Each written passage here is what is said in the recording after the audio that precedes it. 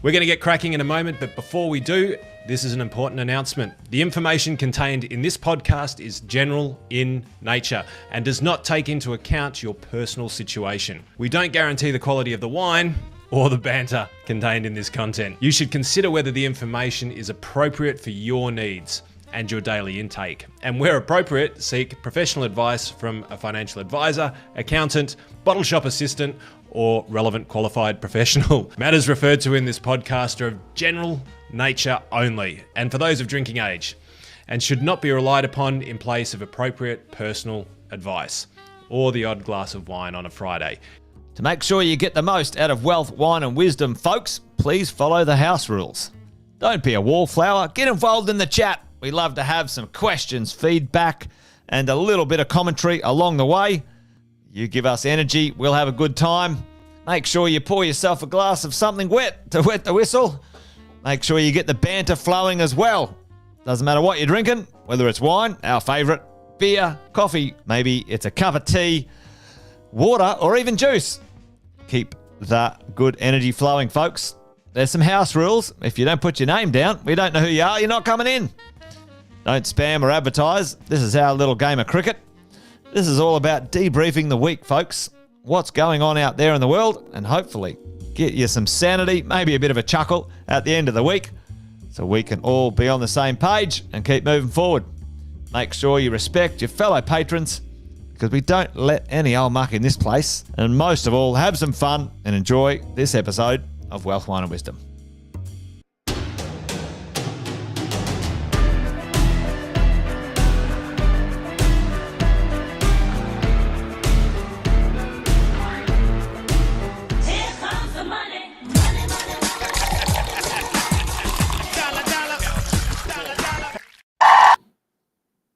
Hey, Benton.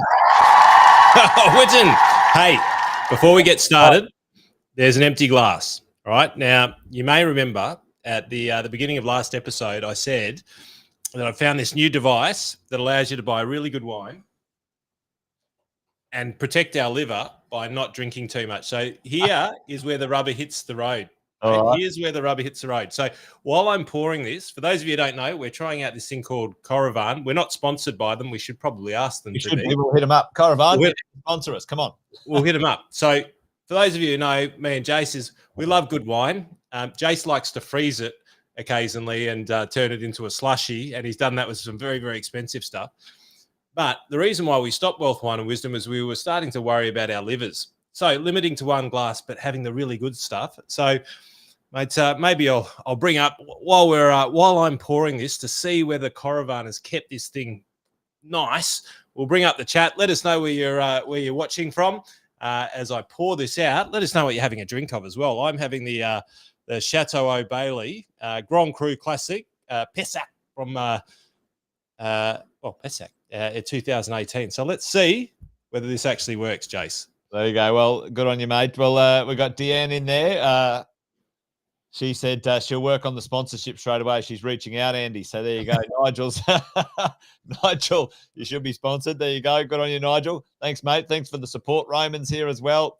Bradley's in town. Honor, good to see you. David, I can't control the chat, Andy. So I don't know if you can do 2 or 3 things at once, but I can't see the rest of it. You have to scroll it, not me. Oh, it's not scrolling. Hang on. Let me do my job. Yeah, well, it's hard to get good help around here, but that's all right. Honor's coming in from the ACT.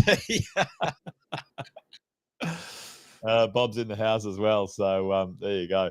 Or maybe we'll pull them up one by one. I'll just finish pouring it because the devil is in the detail, as we know, Jace. But so let's just see. So for those of you watching, the test is whether we can store a good bottle of wine over the course of a week and still it to be world class and maybe even amazing. So let's have a look at this. See how we go.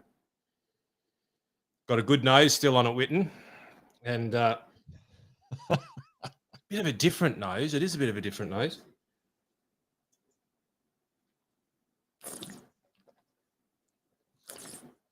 Ooh, that's pretty bloody good, Jace. That's pretty good. Well, that's very, very good. You'll have to make sure you let me know how to use it. So there you go. Wow. I'm there's your lovely wife, Jace. She's watching. I heard that Mum's watching tonight too, so we might get a few angry faces on podcast somewhere. There you go. And we've got Sonia driving in, just driving the bus with Sam. Oh, wow. Oh, yeah, the crew's up in Brisbane doing a bit of a bus tour, so, big shout-out to them as well. But tonight I can't see the chat for some weird reason, Andy, so you're going to have to run the chat side of the biz tonight. But there's plenty on, mate. There we go. The Dons in Ballarat. 5 degrees. Cup of tea time. Well, there you go. Whatever it is, folks. Whatever it is. If it's a cup of tea, a beer, glass of wine, red or white. I'm on the white today. There you go. Chateau Le Box. Le Box. I'm not sure if that's a euphemism, but if it's not, I'm pretty sure. Oh, Riesling. I think you helped me buy this. The Art of War. Yeah, that's a good Clare Valley drop. Yeah, we actually got that one at one of the Super 27 events, which was down in the Barossa Valley. Yeah, we did. So g'day, Jeff. Good to see you, and Dee's here as well. So let's get into it, team, because when COVID hit here, Fear went viral. But instead of echoing panic, we chose a different path here at Wealth, Wine and Wisdom. We decided that facts aren't boring, and we'd stick with facts rather than fear, and educate Australian business owners and investigators. Investors. Jesus, this must be strong already. Cutting through the clickbait journalism with clarity, strategy, and truth. And ultimately, results were extraordinary. We helped save hundreds of businesses from bankruptcy, guided thousands of Australians through financial uncertainty, and empowered many to grow exponentially. Well, especially you, Witten, you helped that because you made some big calls at the beginning of COVID where I was like, oh my God, we're going to get sued. Luckily, you were right. You were right when most people were too scared to do anything. And as a result, our community thrived. Together, we helped seize one of the most significant wealth opportunities that we've seen in Australian history, maybe even in modern Australian history.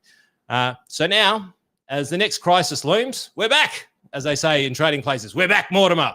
National debt is soaring beyond $1 trillion. And tax reform in Australia under a 10-year, probable 10-year Labor government is threatening the very foundations of wealth building, investing, and also business. And the housing crisis, well, let's face it, team, they've not done jack proverbial there. And put into the mix, one of the biggest intergenerational wealth transfers we've seen ever. It's a record, ladies and gentlemen. It's a record transfer, and that's just around the corner, and it's starting to happen now. This isn't just economic turbulence. It's a complete reshaping of the financial system.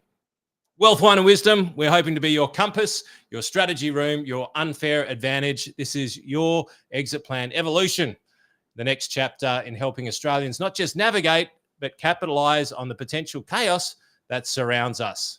We'll decode the policies from the pollies, forecast market shifts, and show you how to protect and multiply your wealth. Well, we'll do our best. We'll also have a little bit of a soapbox moment along the way because we're a bit passionate about what we do here. So listen up. This is what we've got to say. Jace, I reckon it's time to decant the week. Yeah, mate, let's do it. Congratulations. I'll turn that damn message off there on the screen because I'm going to kick off decanting the week with a WTF in a moment. folks. So hang around for this one because this one has grinded my gears for quite a while. And we did get some feedback from a few people with our commentary saying, yeah, well, you talk about all these problems. What do we do about them? All right, today we're going to do it. You guys know that in our real jobs, we actually get down to business and get stuff done when it comes to navigating these challenges and problems, folks. These afternoons, Wealth, Wine, or Wisdom on a Friday is about spotting some of these sneaky bastards, what they're up to, and calling them out. But folks, if you ever sit there listening to our content and going, yeah, it's great. We know that everyone's out to get us when it comes to our dollars and cents. What are we doing about it, Jason and Andy? Well, we do have some solutions, folks. So hang around for a few of those. Into the show as well as we go. But in our regular day jobs, that's what we get up to. But anyway, let's decant the week. And I'm going to kick off with a WTF. What the fuck? What the fuck?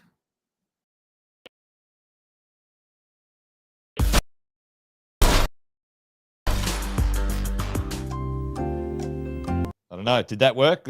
My internet must be playing up at my end because it's doing a bit of weird stuff today. But hey, listen, what happened, folks? Put it in the chat. I actually can't bloody see the chat, which is annoying. But put it in the chat. What happened this week? There was a big announcement, Andy. Something went on that benefited all Australians that have mortgages. What happened, folks? What went on this week? We should all raise a glass. Our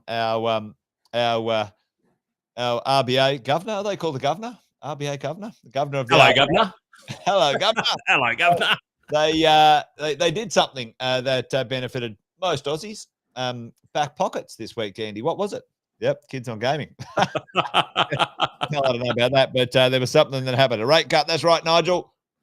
Well done, Nigel. Rate cut. Yeah, rate cut came through, and that's a welcome relief for everyone in Australia who's got mortgages. Certainly, the cost of living is squeezing a lot of Aussies, that's for sure.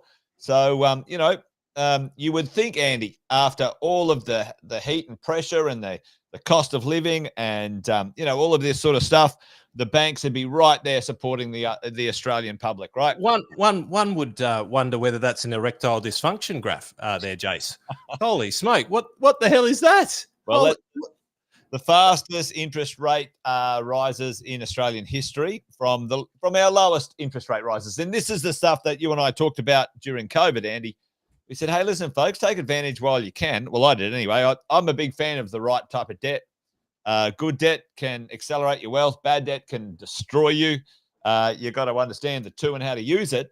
But, it was the lowest interest rates in history in Australia. I'm going to interrupt you, Jason. I'm just going to blow your trumpet in a non-euphemistic way here, because I actually heard two of your compadres, your professional compadres, at the back of a room when you were delivering what would only be known as a wealth sermon.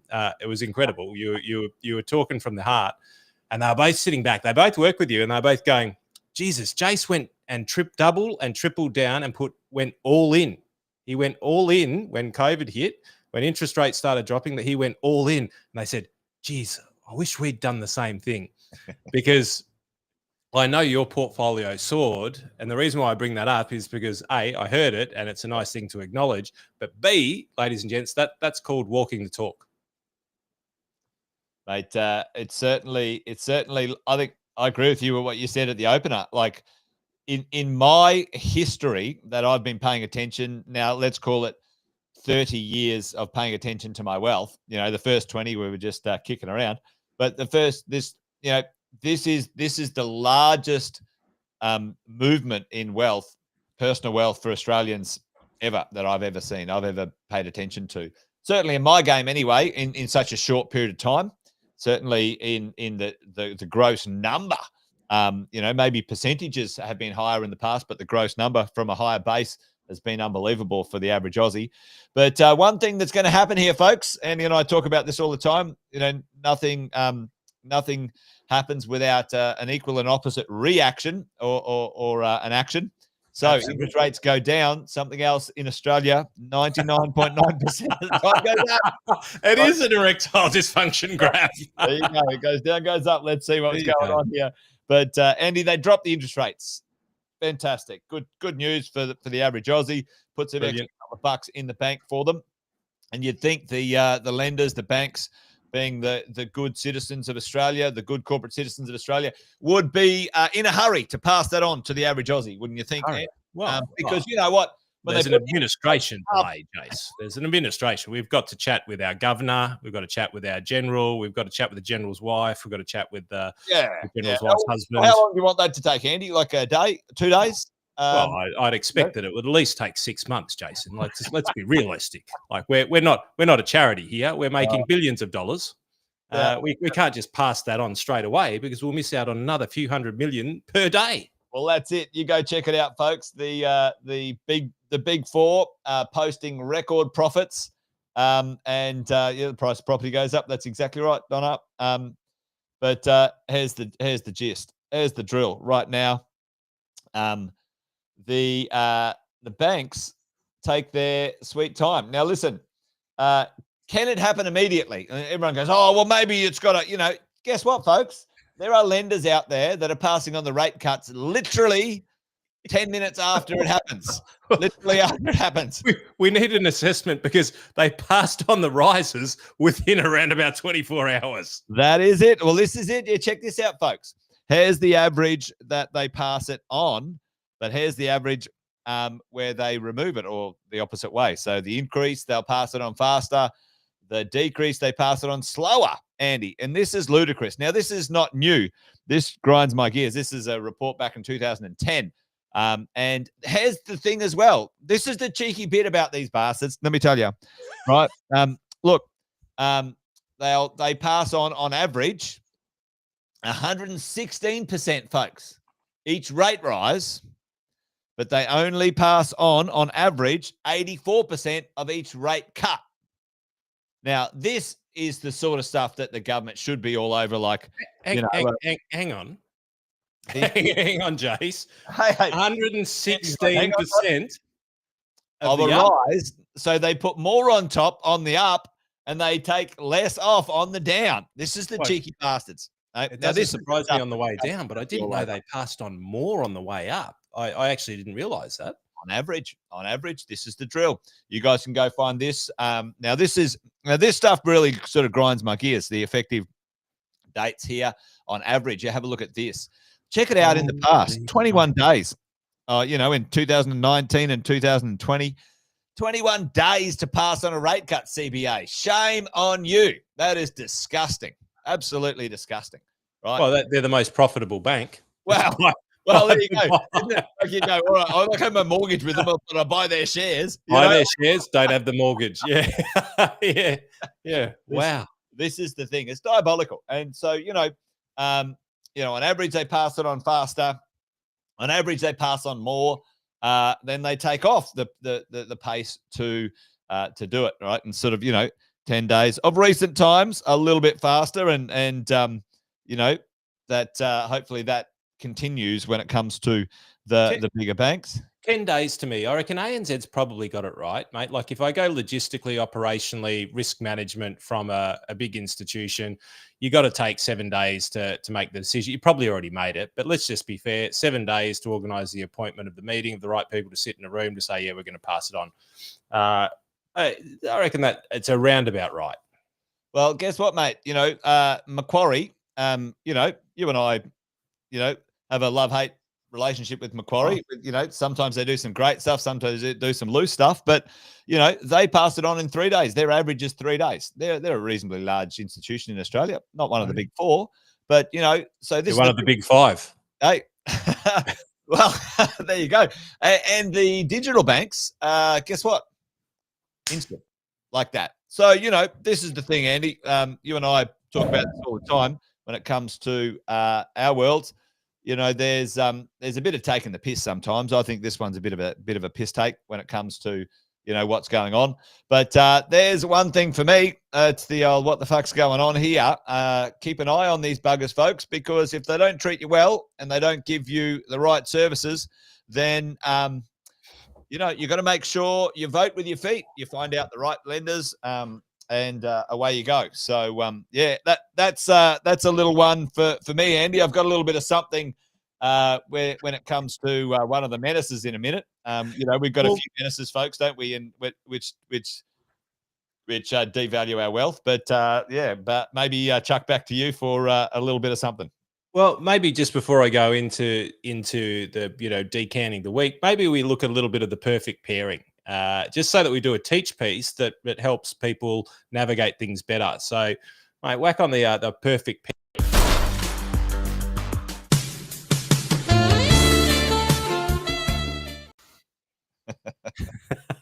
All right. So, you asked for it, team. You wanted us to put our education, I guess, or provide some solutions. So I thought I'd bring up this slide. It's called The Hero's Journey, and it comes from a conversation that I had today, and it's specifically around lending, right? Specifically around lending. So this is for everybody who's got a mortgage, a commercial mortgage, a principal place of residence mortgage, an investment property mortgage, an agribusiness mortgage, the full box and dice. Now, I was chatting with somebody who will probably come into our fold today, and he was a ex-CBA employee, came from a recommendation from somebody who was high up in credit with CBA.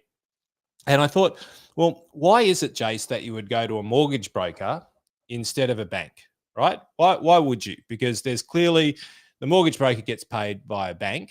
And ultimately, this was the conversation that happened today that sparked this little teach piece. And the quote that I've got, and this was from Luke, if you're watching, I'm not going to steal it from you. He said, you can't craft a good story once the story's already been told. So what do I mean by that, Jace? You can't craft a good story once the story has already been told. And so, ladies and gents, in our world, right, where a lot of the time Jason and I get involved with chatting with people after they've got into a bit of strife, right? Can't borrow money, can't do this in the business, come to us, and we've got a fair bit in our tool belt, but typically the more strife, the more it costs, and that's not necessarily ours. That's the cost of debt and finance. So you can't tell a good story once the story's already been told. And this goes to, if you are just going from bank to bank to bank and you're applying for a loan, you're getting rejected, or even you're getting accepted across multiple banks, the story is being written, and it's being written in stone in data that's being shared across your credit profile. Your credit profile. Yep. And part of what a mortgage broker is designed to do is to stop you from having to go into what they call credit therapy.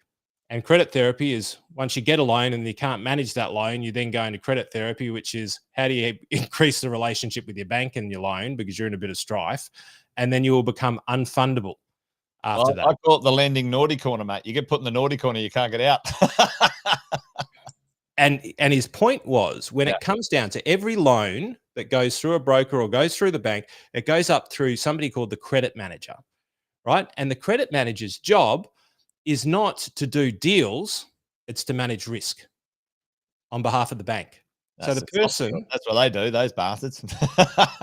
So the reason, ladies and gentlemen, that you go to a broker first, a good broker, like find a good broker. If you want some tips, we've got plenty of people we can introduce you to, but a good broker, you go to a good broker because their job is to paint a good story of your financial position. And where there might be cracks in your financial position, their job is to paint that in the best possible light so that when they prepare your story to the bank, it looks as good as it possibly can. So when Mr. Credit Manager puts his risk eye over it and looks at it and goes, oh, does it pass the risk test? You've told him the right story straight off the bat, increasing a chance to get a loan. And he's not looking back and going, well, you went to try and get it with the ANZ. What happened there? You went to try and get it with Westpac. What happened there? You went to try and get it with the CBA. And now you're asking me, hang on, there's something wrong here. Well, it passed the sniff test, isn't it, Andy? And, you wouldn't send in your first draft of a book into Penguin Publishing and go, there it is. That's the one, right? Spelling mistakes and all sorts of Especially stuff. you and I. Jeepers creepers. It'd be illegible. Draft in, but that's exactly right. If you want to get the most out of your lending position, you need to make sure that you genuinely represent your position in the best quality light you can. And a great broker helps you do that very nicely.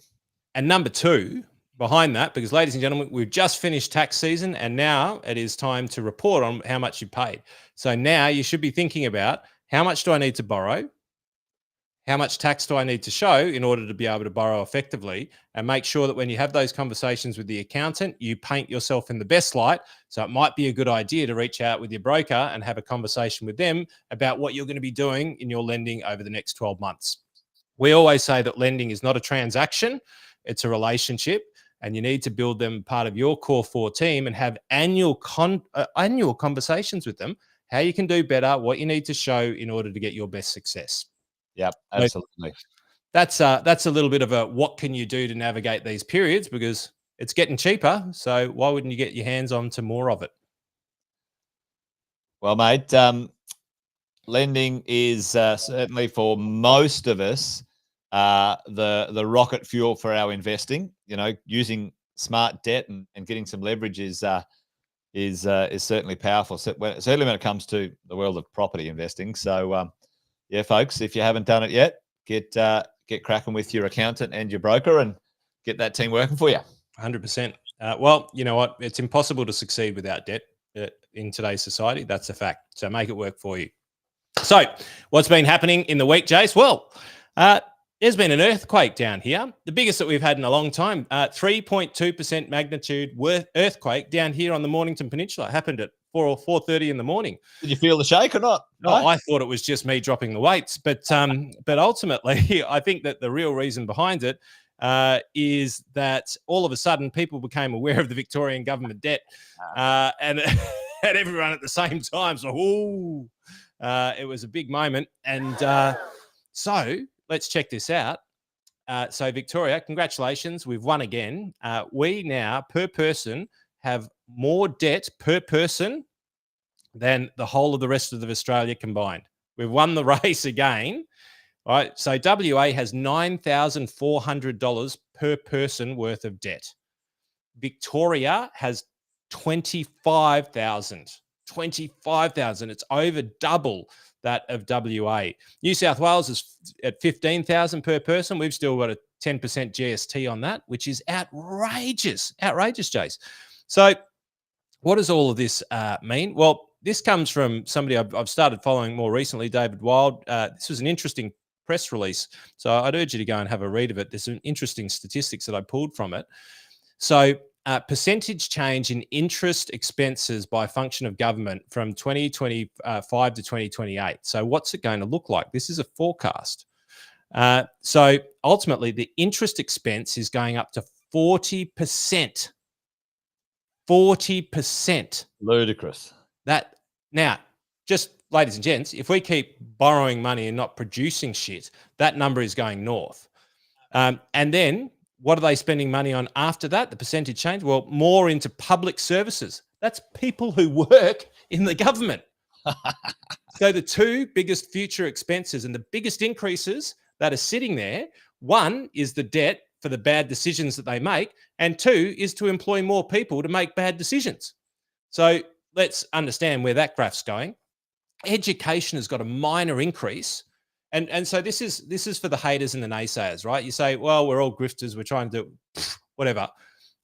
Where is the dollar going? Well, more is going into tax, more is going into the interest bill, more is going into the government, tiny bit into education increase, a minute amount into health, which is less than 2%, which is a Medicare levy, tiny bit into transport. But what is going to be having less spent in the areas? Well, social protection. So police, fire, transport, less is going to be spent there. Public order and safety, environmental protection, housing. This is the one. Housing community amnesties. Housing and community amnesties. Economic affairs. Holy shit. and recreation and religion. Well, I'm not too fussed about the third part of the last one, but recreation, I don't mind doing things on the weekend. That's a staggering graph. This is the trend of where money is going to be spent in the future. Well, they say, this debt is is a tax on your children's future. At the end of the day, that's the drill. Andy, you're in charge of the chat. I can't see it, but just make sure you keep an eye on that, folks. If today you think Andy and I are ignoring you, that's not happening. We're not ignoring you. No, we're there. We've got you, Jeff. We're here. We can't see the chat. You can't see it at all, Jace. I can't see the chat in any way, shape, or form. So usually, even when I'm putting it over your face. Well, so Letitia's saying looking for a good broker, so send some contact details out. So we'll whack up a QR code later where you might be able to reach out, Letitia. Completely irresponsible, Jeff. I 100% agree with you. And Bradley says housing, ha ha ha. Like I absolutely 100%. Like this is ludicrous. So look, this is assuming that they've still got the same purse. But interest as a percentage of our total expenditure, as our total expenditure is about to rise to almost 10% of every dollar that's spent. But this is it, right? Have a look at this. Net debt per Victorian, as opposed to 2018, so 10 years ago to 3 years into the future, it will have gone per person from $3,300 to $24,000. $24,000 in a 10-year period. It is absolutely out of control, and needs to be reconciled. But you know what, Jace? Do you know what I give to somebody who is able to produce those types of results? You give them a gold star? I give them a statue. I give them a bronze statue at the mere taxpayer dollars of multiple millions of dollars, because I also think that holding Australians and Victorians, actually Melbourneites, for the longest on record, and let's not forget this one here, which was the longest lockdown of any major city in the world. We've never beaten Buenos Aires at soccer, Jace. We've never beaten them at soccer. But we beat them at something. Competitive, mate. You guys love to win sport. So, if there was a competition on, well, you've got to win it. No? Oh, mate, there you go. We didn't get bronze. It should be a gold statue, Jace. It should be, in my world, I reckon it should be a gold statue. Anyway, I don't understand, but, there you go. Unbelievable. So that's a little bit of what's going on in my world. I've got some things on EVs and things that maybe we'll chat about, but maybe I'll hold on that for a minute, Jason. Throw back and see what's happening in your world. Well, I tell you what, mate. That we're giving Victoria a bit of a thrashing at the moment, and folks, this is the thing. To be a bit sort of, what do we call it, Andy? A bit contrarian when it comes to when somewhere gets a little bit, beat up in comparison to other places. You can see things being I missed that. I'm sorry, Jace, you can't see it. Donna Rose Donna just put I can read it when you put it up, but I can't see it. I hope they put that inside the bronze statue. That's hilarious. Oh, that's great. Oh, that's gold. Well, yeah.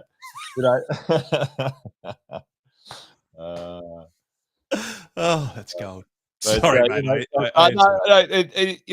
Victoria, you get underlying fundamentals in a place, whatever it is. If it's a good company, if it's a good stock, it's a good property, whatever, you get some surrounding activity happening that devalues things, takes the shine off things, but it doesn't affect really the underlying fundamentals. And Victoria, we're given a decent bashing because they need some better politicians and a little bit better behavior. Shit decisions produce great opportunities. They really do. Yeah, very quickly that changes. We had the same thing in Queensland for a while, and very quickly the winds of fortune changed and improved Queenslanders, net position. We talk about money and wealth all the time, so that's the reference we're using. Lifestyle as well. So there you go.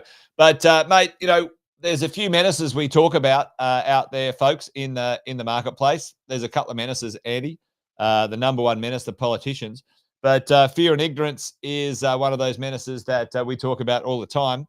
and the purveyor, the number one purveyor of fear and ignorance, Andy, who loves to create fake, it sounds like fake news. Fake news. Fake news. It's fake news. Make Australia great again. But, It's between him and Clinton, I'm now starting to wonder, like, who's the best?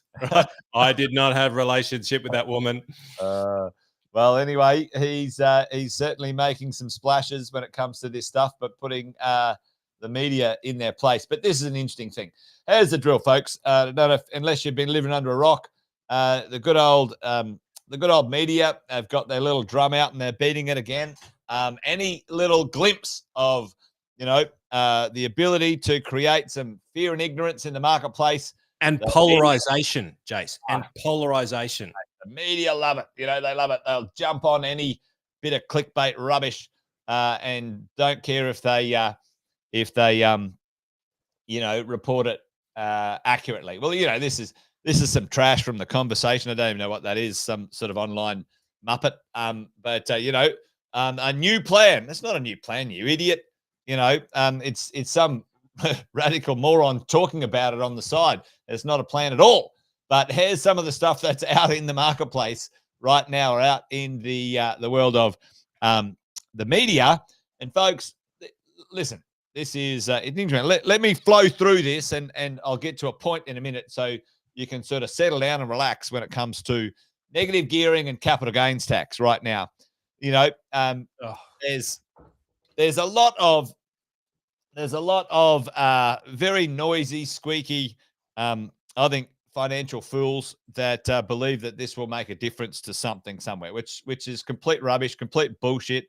Won't make a difference to delivering property. I'm going to show you why in a minute, because it was proven, and I've got some stuff to show you. Follow along. But here's the drill. Here's the shit that's going on in the media. Property investors, use negative gearing, and they're the ones ruining the market, and they're the ones causing all of us to have problems. What a bunch of shit, right? So all of this stuff's going on out there. But a good maneuver, Jace, like create a common enemy, and the common enemy is people who are using the rules to create success. Well, this is the thing, right? This is the thing, folks. Tall poppy syndrome. It's tall poppy syndrome. And this is the stuff that really grinds my gears, So, whoever has created their own wealth, and we've followed the rules. Let's just use our clients as an example. Our clients, they're not born with a gazillion dollars under the mattress, or whatever it is. They work their asses off, Andy. They work their asses off. They take risk. And, if they get it right, they get a reward. They follow the rules. They invest in things. They buy, invest, they plan for the future. By and large, most of our clients, most of these investors here are planning not to be a financial burden on your children and taxpayers in the future, because no, don't worry about it. I'll take care of myself, right? Now, negative gearing, at the end of the day, I'm a big fan of using whatever you can to get your momentum going forward. Negative gearing, use it. If it's not here, we would have another way to go about investing. But right now they're making a bit of a noise about this again, which is annoying the shit out of me. But here's the drill. This is what the reality is. Both the treasurer and Albo said, "Hey, we're not taking any changes at all. We're not taking any changes. Not taking any changes on the negative gearing of capital gains tax." They've said no, right? So they said no, and they said it 4 weeks ago. So that's not happening. The only change we're going to go after is super. Andy, both you and I have had our opinions on that one. We're not going to double down on it today. So they said no, but they've got this productivity committee going on, Andy, and then every man and their dogs there pitching whatever harebrained idea. But anyway, that's what they're doing. And they're talking about, people who own properties and how much they lose and all this sort of stuff. Listen, folks, at the end of the day, what happens is that Australians supply new real estate to the market. Now, this is an interesting one here. This is a fact, right? This is a fact. 40% of new homes were delivered this financial year, folks, by investors. 40%. Probably 40%. At probably one of the hardest or the worst markets for investors to be involved, because it's quite difficult. And in the past, it's been higher, Andy. All right. In the past, it's been higher. But let's just check this out. Let's just check this out. The ALP made an error. See that? They made an error. Yes, they did make an error. Let me tell you, right? They made an error to try and stand on something, a proposal in 2019. They said, right, we're going to take this proposal to the election, and they got fucking poleaxed, didn't they? They got knocked for six, right? Just as bad as Liberal just got knocked for six, unfortunately, at the end of the day. But listen, here's what they said. We're going to limit negative gearing, right? Okay. But they said all investments are going to be grandfathered. I said, that's fine. Grandfathered? Grandfathered? They don't grandfather anymore. They make the laws afterwards and they make them retrospective. That's a gift, isn't it? Well, this is what you and I chat about all the time. Listen, I'm not a fan of changing the rules, but if you have to, if there's a good argument for it, change it going forward. Don't penalize all the people who followed the damn rules up to this point, right? So, change it going forward. Don't have someone who's spent 20 years of their life creating wealth and then you change the rules on them. I think that's abhorrent. All right. That's just disgusting. Well, how do you know how to play the game, Jace, if you don't know what the rules are? And if the rules aren't consistent and they don't tell you they don't announce them with a megaphone to the Australian public, like how the hell are we even meant to play the game? We can't. So anyway, in the past, in 2019, they said, we want to make these changes to depreciation and capital gains tax. We're going to take it to the polling booth, right? And guess what? What happened, folks? They got kicked to the curb. Everyone said, nah, piss off. We don't like it. And it really affected the Australian public, right? But here's what everyone doesn't realize, Andy. That behavior actually prior to that sparked Australia's largest or biggest decline in property supply we've ever seen. Now, I've been talking about this since 2018, way before COVID, right? Way before COVID. COVID was just the nail in the coffin, folks, when it came to property supply, right? Oh, mate, I was there. Like the second episode of Wealth, Wine and Wisdom, which was a couple of days into the COVID lockdowns here, you said, invest in property in Australia because it is about to boom because we have a crisis well before anybody was talking about it. He said, I've been talking about it for years. I'm like, Jace, do you want to go a little bit softer? Because we've just gone into the most aggressive, potentially bad time in history other than the wars. Yeah. And you're saying everyone buy a property. And I'm like, is it true? And when you showed me the stats, I was like, holy smoke, like this is absolutely a truth. Now it's coming to reality. Come to reality. And it takes time to flow through, folks. They had a little bucket in 2016. And what they did, instead of changing negative gearing, Andy, here's what they did, folks. Here's the drill. And I might labor a little bit today, but I want to make a point here because the devil's in the details with some of this stuff, right? It's pretty important. So what happened in 2017, Andy, was super, super interesting, right? Put you back in there, mate.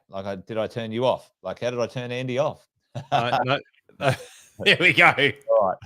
All right. So this is the drill, right? In 2017, they made a change to the tax law, section 4027.2, right here. All right, reduces the amount the taxpayer can deduct from depreciation.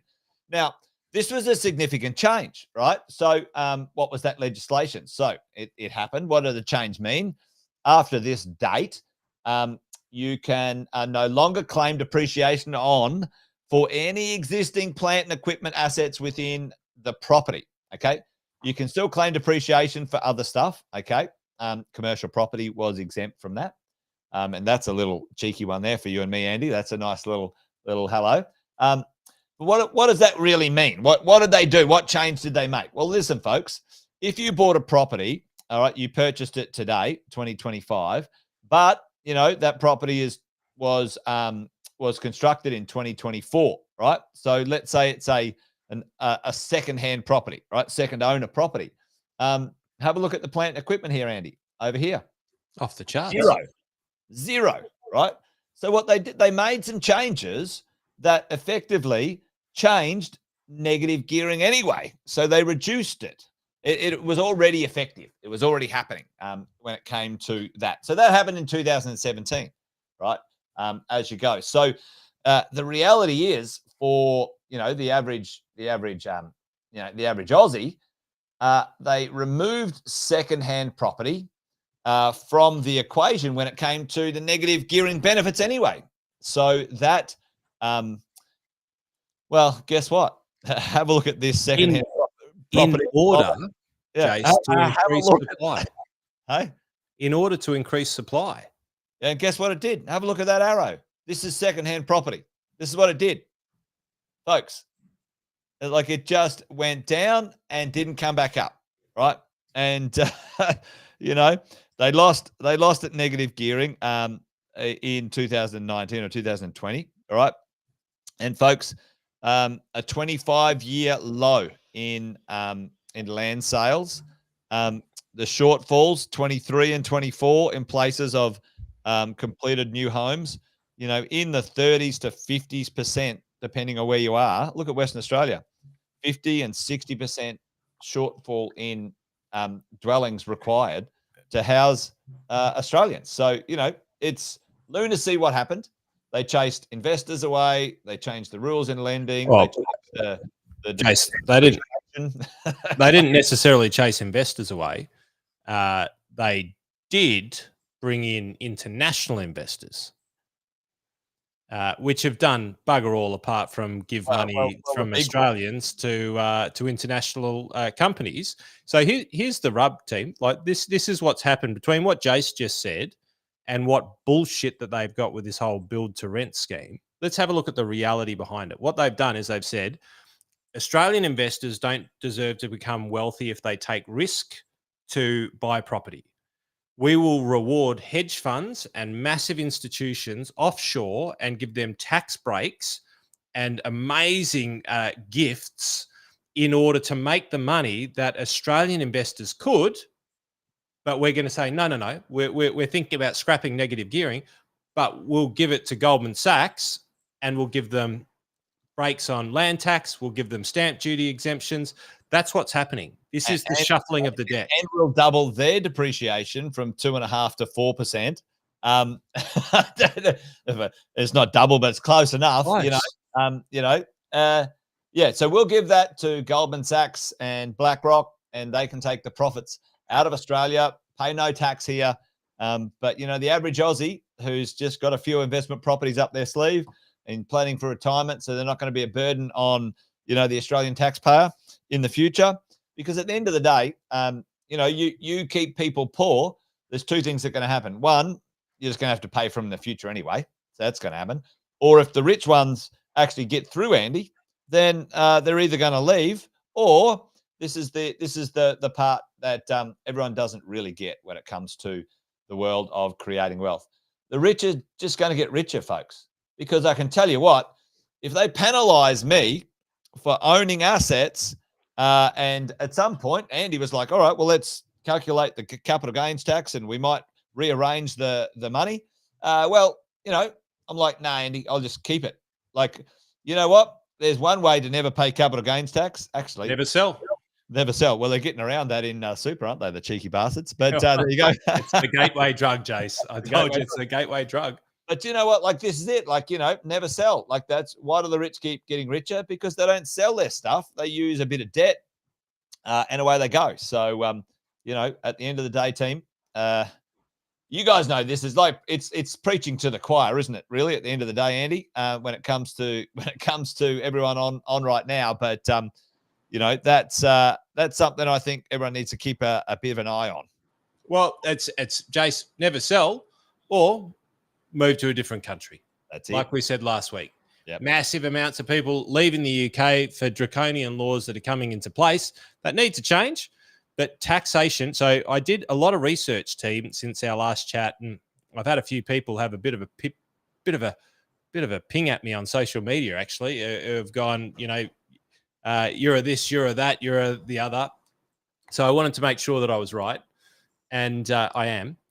And the reality is, at no point in time ever in history, now you go and do the research, no point in time ever in history has a country anywhere in the world got out of a debt or GDP crisis using heavy taxes?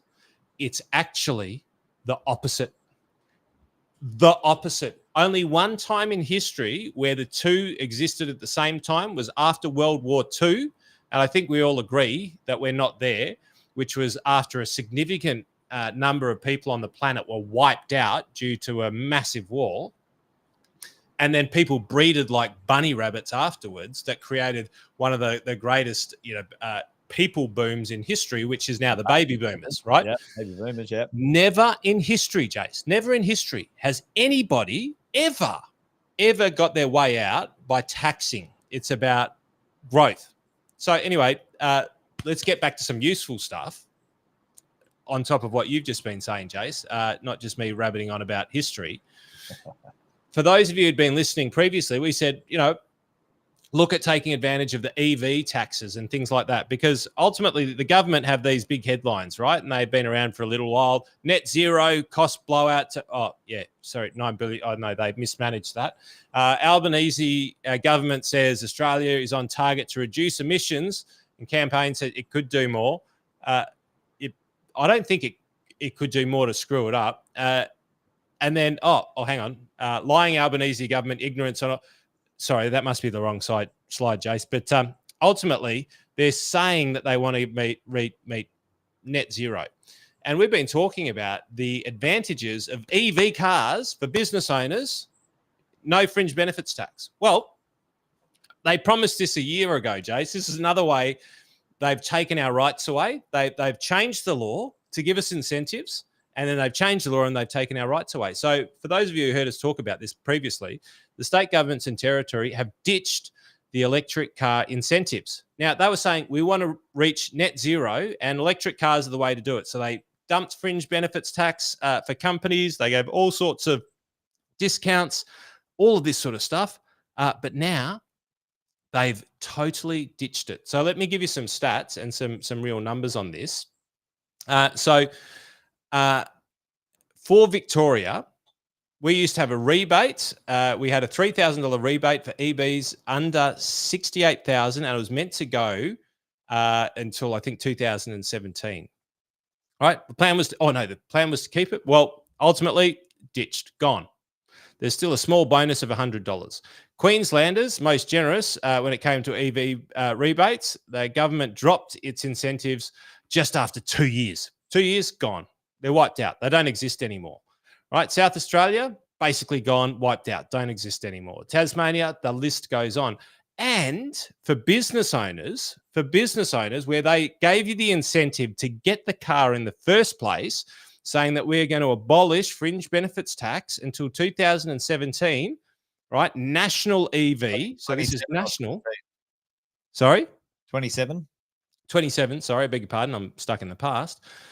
Both electric and plug-in hybrid vehicles are now exempt, I'm reading this, from fringe benefits tax. But starting the 1st of April 2025, under new Australian Tax Office regulations, this will no longer be classified as a low-emission vehicle. They didn't change the laws. They changed the interpretation of what a low-emission vehicle is. What a sleight of hand, Jace. That's clever. It's deceitful, but it's clever. So ultimately, team, look back, because the law hasn't changed, but the definition has, of what is a low emission EV. So you should look and find out what is, because I'm struggling to figure it out. But here's the thing. You may still be sitting with your accountant and they think that the rules are the same because the laws haven't changed, but the definition of what that means has changed. Kerry Packer said it many years ago. He said, every time you change the law, you take somebody's rights away, 100%. And this is where the Treasurer just recently, you may or may not have seen this, was seeking counsel and was trying to be able to change, without an act of Parliament, adjust your superannuation taxes. That's what we're dealing with right here, people. So we need to be aware of it, because clearly they're stuck on, like I said, Jace, I said this a little while ago, tax is a gateway drug. And I don't know, but right now it feels like the government are really hooked on the gateway drug, which is tax, where we should be focused on growth. And growth is almost the opposite of tax. Reducing tax, increasing incentives, let's GDP our way out of this. Mate, I'm with you. We need a little bit more focus on what can bring us up rather than taking from what already exists or is actually reducing. That's for sure. In that world. But here's a little win, folks. I had a little chuckle with this one the other day, actually, which is quite good. But I think this is almost, drives me insane. Andy, you and I in business, anyone who earns their own money, you have to earn your own money and justify why you get to fly business class or first class, even, whatever it is. But, bureaucrats, bureaucrats were thinking it as all right, just because I'm, a bureaucrat, I can fly business class and cost the taxpayer money. I think that's ludicrous, to be quite honest. But here's the drill. The decision puts the tribunal at odds with the Albanese government, which rejected recommendations to force public servants to fly economy interstate, despite it saving an estimated $4 million a year. Don't worry about us, Andy. Don't worry about us. We do not want to be uncomfortable flying interstate. But you know what, folks? We're going to charge you more taxes. You can't afford to pay your bills. You know what? You've already paid road tax or you've already paid taxes, but we're going to charge you to drive on the roads. We're going to put a levy in. We're going to put an excise in. It's tough for Australians, but don't make it tough for us. We get more in our super. We get to travel business class without having to drop our standard of living, while Aussies have to struggle. What a fucking joke that is. But anyway, it was a bit of an up. Yep, there you go. Tariffs. Yeah, now and now on with that one. I've been seeing that the government wants to charge people to push electricity back to the grid. They used to pay you for that, and now they're like, oh no, we're going to make you. This is insane. This is insane, Jace. This is exactly what's happening. Yep. It's exactly what's happening. They're saying, here's an incentive to do it, and in 3 years, we'll charge you because you did it. We'll give you an incentive today, but we'll take it from you tomorrow. It's counterproductive. It's manipulative. It's disgusting, actually. We may need a carrot, not a whip, but ultimately, Jesus.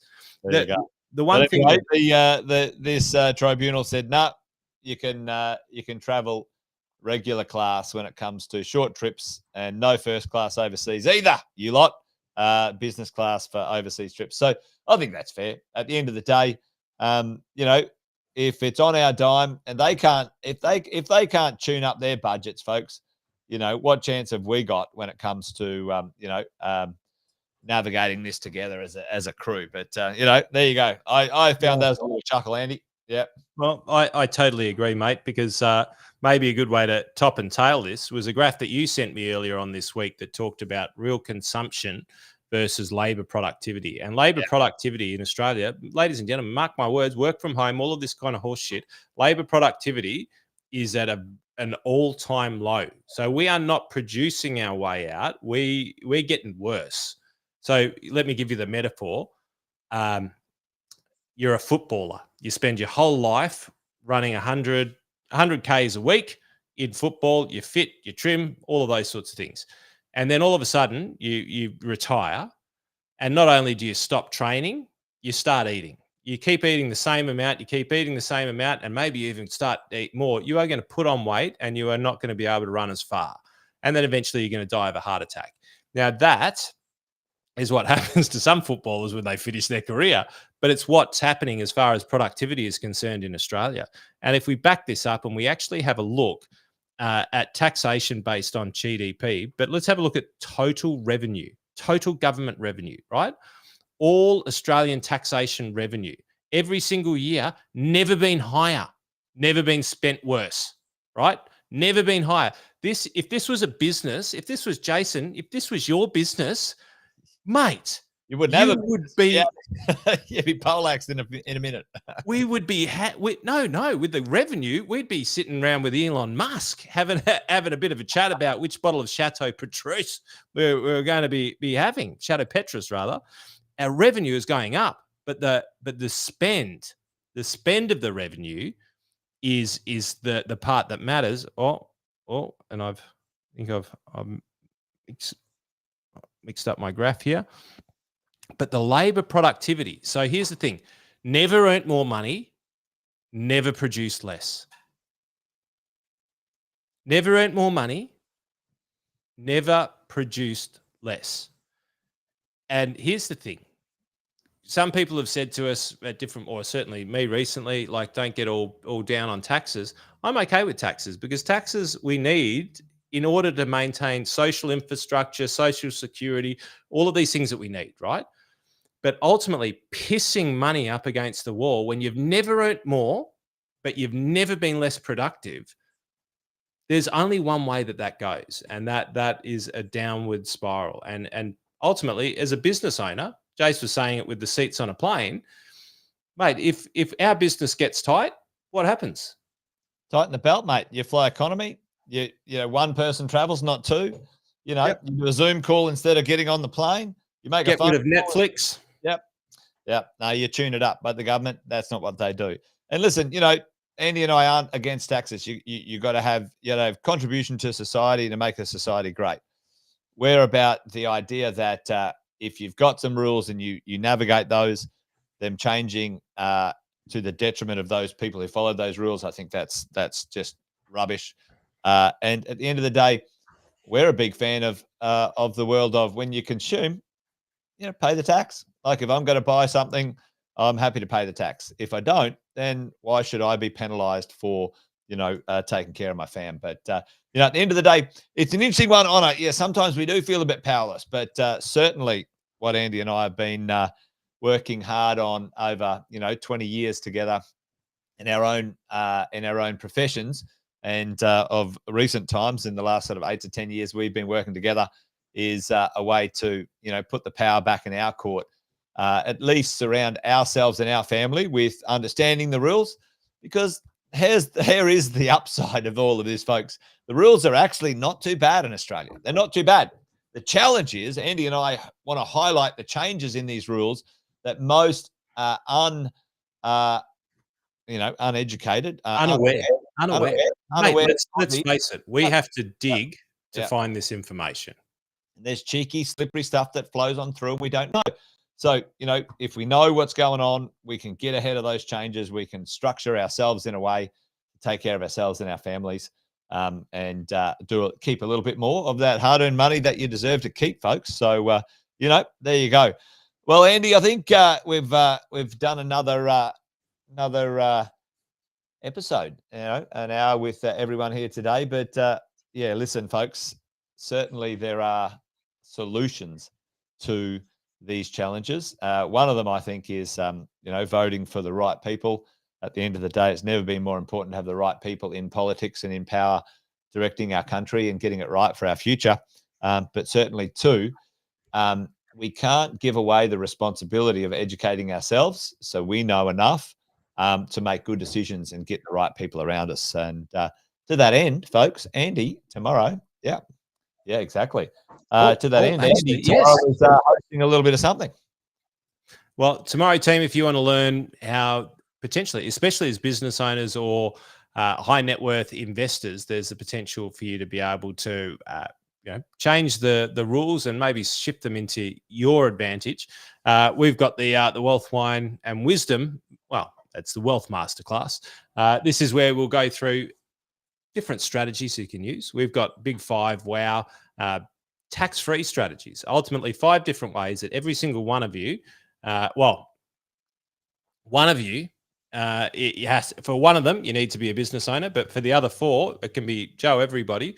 We can show you how to invest tax-free in certain vehicles and how to live tax-free for a lifetime in totally legally within the rules, but also how to protect a lifetime of effort, because ultimately you spend a lifetime earning it. It makes a hell of a lot of sense to make sure that you spend some good time to protect those investments. And ultimately, team, if you want to then connect with any of the team, we've got lots of people that are within Jason and my network. and without. Like, we're not here as a money generating activity. We're here to connect people with other people who can make your lives easier, whether they're in our network or not. Doesn't really matter to us. We want to make sure that we tip the scales in your favor and make sure that if you need a new broker, we'll find, or we'll introduce you to the right ones that you need to be looking at. And if you need new accounts, you need these things, we'll help you in the right direction. We're here to help, team. We've been doing it for a long time now, especially 2.5 years in COVID, 200 episodes of Wealth, Wine and Wisdom.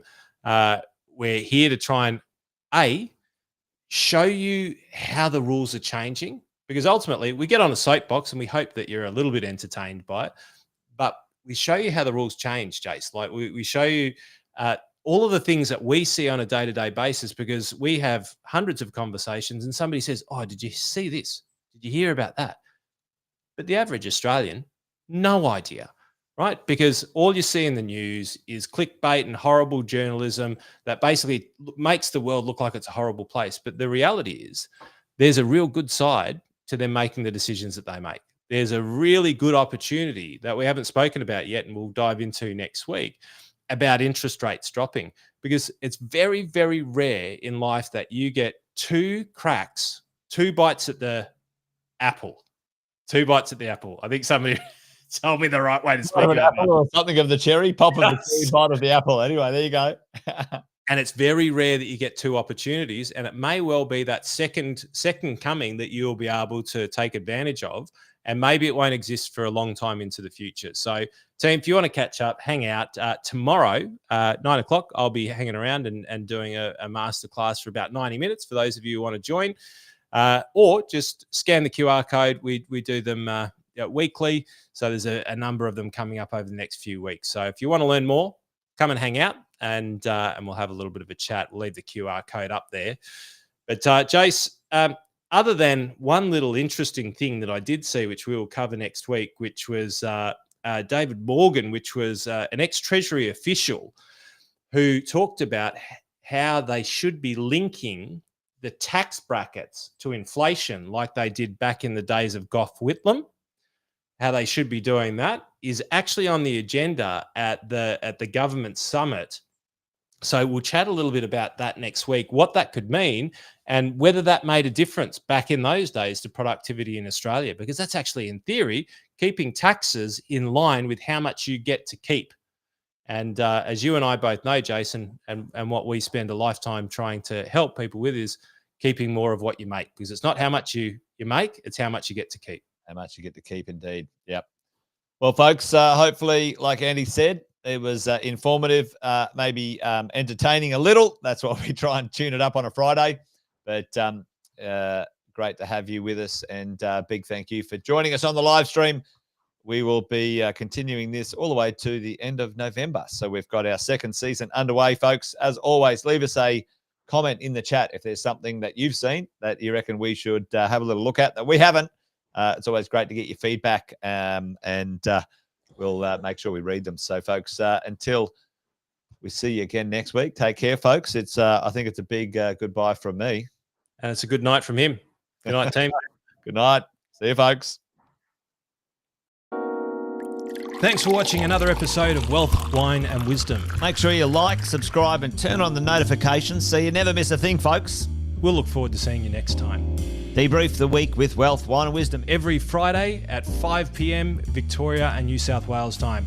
We know that Queensland, South Australia, WA have different time zones, as does Darwin, but we're sure that you can do the calculations depending on whether it's daylight savings or not. You can also catch up on all the episodes wherever you get your podcasts. Make sure you check out the Positive Mentor podcast from our 6-star team at positivementor.com.au.